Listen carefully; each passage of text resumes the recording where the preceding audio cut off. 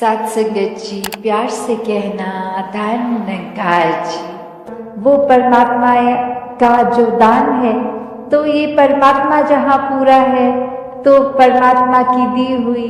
हर परिस्थिति भी पूर्ण है। फर्क सिर्फ हमारे नजरिए का होता है कि उसको हम किस तरह देख रहे हैं, उस परिस्थिति में से हम निचोड़ क्या निकाल रहे हैं, उससे सिखलाई क्या निकाल रहे हैं। क्या हम सिर्फ हमारे अनुसार कुछ नहीं हुआ तो उसके वजह से इस परमात्मा को ही कोस रहे हैं, या ये भी मान रहे हैं कि ये ही हमारे लिए बेस्ट है और कैसे इसमें वरदान छुपा हुआ है। तो एक ये नजरिया भक्तों ने हमेशा से जो जिया कि आध्यात्मिक पहलू अपना हर किसी ने जहाँ एक बहुत ही उस नजरिए का बनाना है कि जीवन में ये शरीर मिला है, ये मटेरियलिस्टिक वस्तुएं मिली हैं, घर बार रिश्तेदारी बहुत कुछ मिला है, तो क्या इसी में पूरा समय रहकर इस परमात्मा के लिए समय नहीं निकालना, या फिर एक चुनाव अपना है कि इस परमात्मा के प्यार के रंग में ऐसे रंगे जाएं कि कोई दुनियावी रंग फिर छू नहीं सकता। ये पक्के का रंग, ये एक हर समय रहने वाला रंग, और इस रंग को जिसने भी अपने ऊपर लगाया वो हमेशा के लिए आनंदित हो गए। एक जीवन हर समय के लिए झूम झूम के जिया गया। और वो फिर बात कि भक्तों के जीवन में भी विपरीत परिस्थितियां आईं तो भी उन्होंने कभी इस परमात्मा से विश्वास नहीं तोड़ा। तो बात वही कि परमात्मा के प्यार में जो रंग जाते हैं वो खुद ब खुद बदल जाते हैं। एक सामाजिक रूप से चाहे रहन सहन वैसा ही रहेगा जैसे ये परमात्मा के प्यार से पहले का था, वो एक शक्ल आकार सब सेम रहेगा, सिर्फ और सिर्फ जो बदला जाएगा वो मन के भाव बदलते हैं। तो ऐसा ही बदलाव हर किसी के जीवन में मुबारक बदलाव होता है कि ये एक संसार में जितने भी अलग अलग प्रकार के चाहे इंसानों के साथ मुलाकात होनी, और वो एक अलग अलग कल्चर बैकग्राउंड, दिखने में अलग, खान पान अलग, सब तरह से वो एक डाइवर्सिटी रूप, और कैसे वो होने के बावजूद भी सब परमात्मा के साथ जो एकत्व के बंधन में है, तो हर एक को एक दूसरे में परमात्मा ही नजर आता है। और कैसे फिर एक ये एकत्व ही दिल पे हर समय का,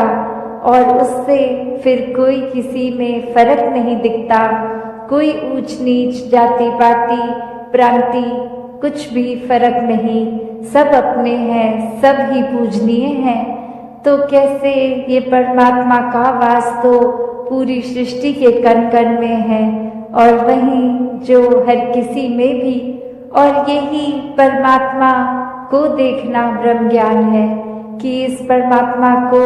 जब हर समय के लिए ये दिखाई देगा कि हर जगह ही मौजूद है, तो फिर एक जहाँ अपनी भी चेतनता जाग उठेगी, एक जो सच्ची दात है जो भक्तों ने युगों युगों से समझाई है कि दुनियावी एक दौलत तो आज है कल नहीं, इसने बदल जाना है, एक माया का रूप बदल जाना है, घर परिवार सोसाइटी सब बदल जाएगा, पर सिर्फ और सिर्फ एक चीज जो अपनी जगह में कायम दायम शुरू से थी, अभी भी है, और ये संसार खत्म होने पे भी रह जाएगी, तो वो बस ये परमात्मा, ये निराकार है।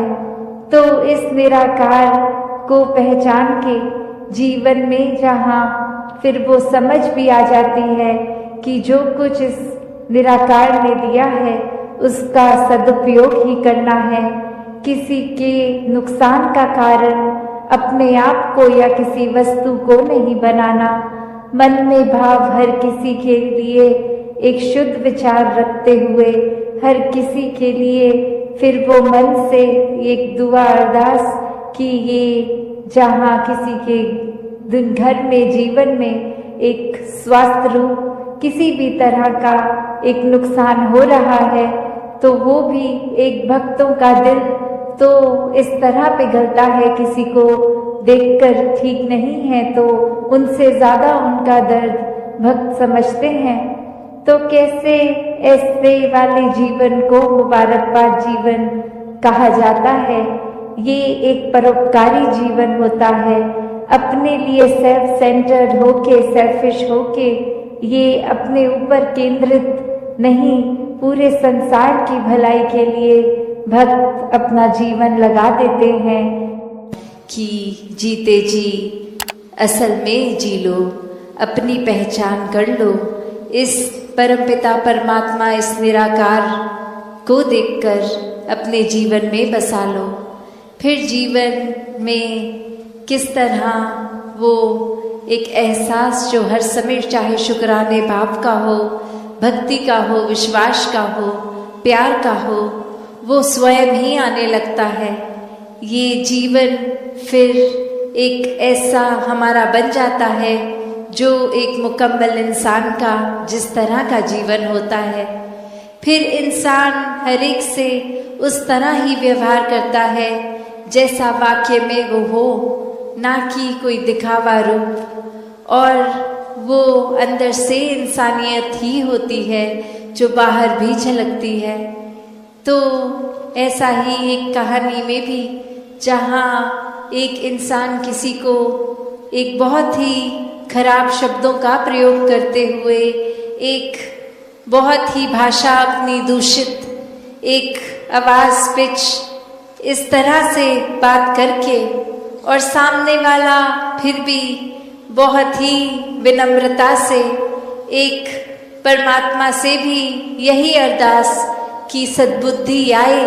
ये सोच विचार बोली भाषा ये सामने वाले की अपने आप शुद्ध हो जाए, कि मन में अच्छे भाव बैठे, ये परमात्मा बैठे, ताकि फिर वो इंसान भी कुछ अपने अंदर भी ना किसी तरह का तड़प महसूस करे, ना वो सोच वैसी बने, ना शब्द वैसे आए। और फिर ऐसा ही ये कोई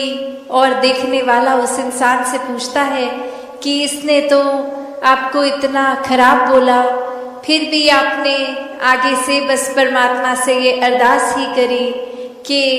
ये इंसान की सोच में सुधार आ जाए, मन में ठंडक आ जाए, तो ऐसा आपने कैसे किया? तो उत्तर में एक आंसर यही देते हुए उस इंसान ने कहा कि मैं वो ही खर्च कर सकता हूँ जो मेरे पास है। I can only spend what I have। कि हम अगर अपने जेब में, वॉलेट में देखते हैं, जितना भी पैसा है हम उस समय उसका ही उपयोग कर सकते हैं, क्योंकि उतना ही है। तो वही है कि बात, एक हमारे पास हमारी झोली में क्या है, जो है वही दिया जा सकता है। अगर मन में भाव विनम्रता के हैं, अगर मन में भाव आदर सत्कार के हैं, अगर मन में सारे दैवीय गुणों का वास है, तो वही निकलेगा, वही खर्च कर सकते हैं। हम वैसे ही हैं और वही आगे बांट सकते हैं। तो एक अपने अंदर हर समय की इंसानियत ही अगर हो, और वो एक सीखा सिखाया गुण की तरह नहीं कि कुछ चंद आंखें इस समय देख रही हैं, व्यवहार ठीक किया जाए, किसी को इम्प्रेस किया जाए, कोई इम्प्रेशन बनाया जाए। नहीं, भक्तों को तो ये परवाह ही नहीं होती कौन देख रहा है। भक्त तो बस परमात्मा को प्यार करते जाते हैं और अपने अंदर और परमात्मा का एहसास बढ़ाते चले जाते हैं, और फिर नेचुरली एक स्वभाव रूप ही ये अच्छे मानवीय गुण, दैवीय गुण, ये ह्यूमन वैल्यूज अंदर बढ़ती चली जाती हैं। तो ये एक कुछ देर की इंसानियत की बात नहीं हो रही, ये हर समय की इंसानियत, ये कोई सेवा भाव मन में सिर्फ कुछ चंद लोग जिनको हम जान पहचान के हों या कहीं ऐसे और कुछ किसी वजह से उनके सामने उनके लिए नहीं, ये तो पूरी संसार के लिए भाव रहते हैं हर संत के, क्योंकि कोई अपना कोई पराया नहीं। हर कोई इंसान जो इस धरती पे वास करता है सभी एक परिवार, ये वासुदेव कुटुंबकम की भावना कि हर किसी में अपनी ही छवि है, हर कोई अपना है, क्योंकि हर कोई एक परमात्मा का ही अंश ये आत्मा रूप रखता है और जिसको इस परमात्मा से प्यार है उसको बिना भेदभाव हर एक से प्यार है। हर एक के स्वभाव को एक्सेप्ट करने की बात है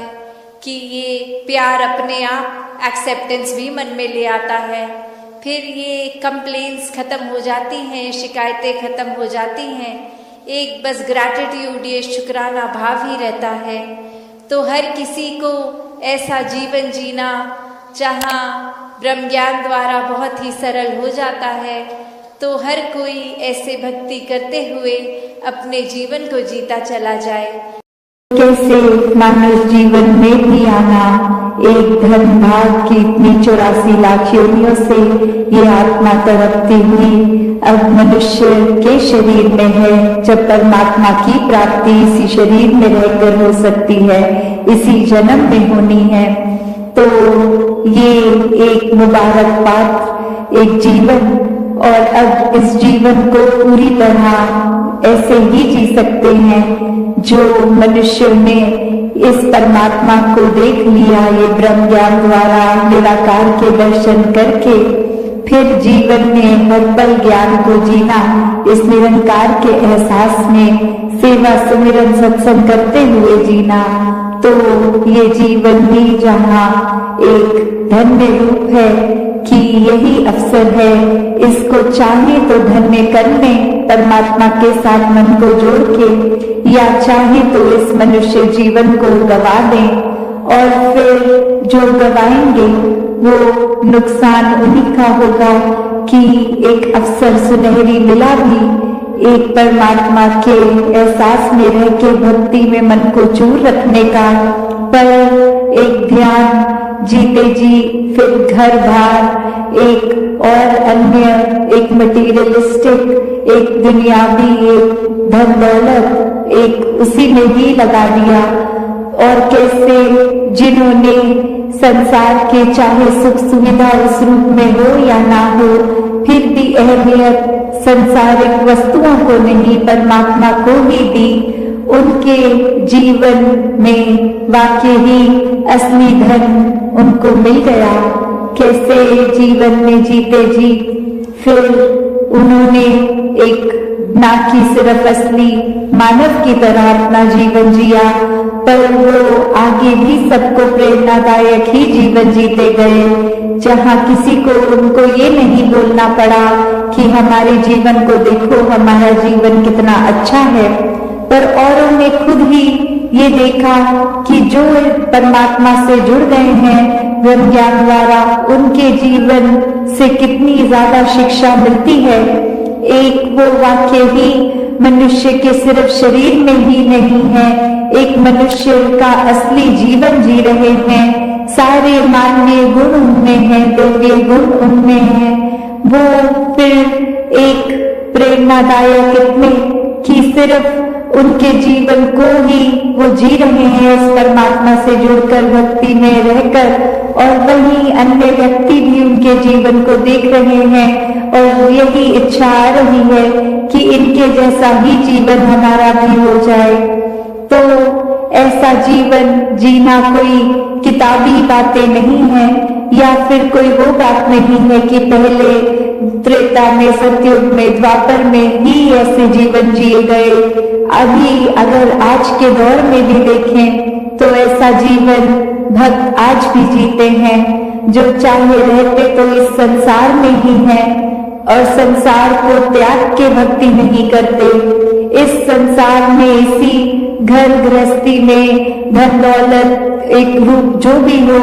चाहे वो रोजगार बड़ा हो छोटा हो, उसी रूप में रह के परमात्मा का धन्यवाद भी जहाँ करते हैं,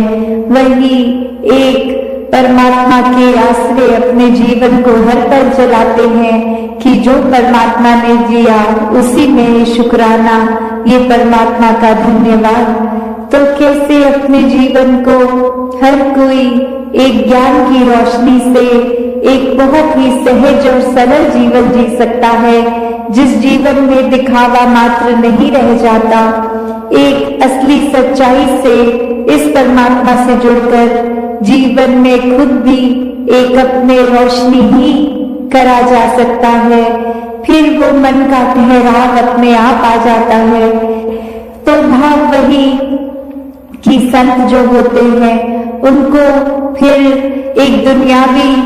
माहौल कैसा भी हो, एक आरामदायक हो ना हो, फिर भी एक संत तो उस दुनियावी माहौल में रहते हुए भी उस दुनियावी माहौल से ऊपर ही रहते हैं, एक आनंद की अवस्था में हर स्थिति में खुद को एडजस्ट करते हुए कि एक जहाँ स्थिति जो है उसको अगर वो सही भी करनी है तो उसमें प्रयत्न करना है। एक अपने साथ संगत जी, धन जी।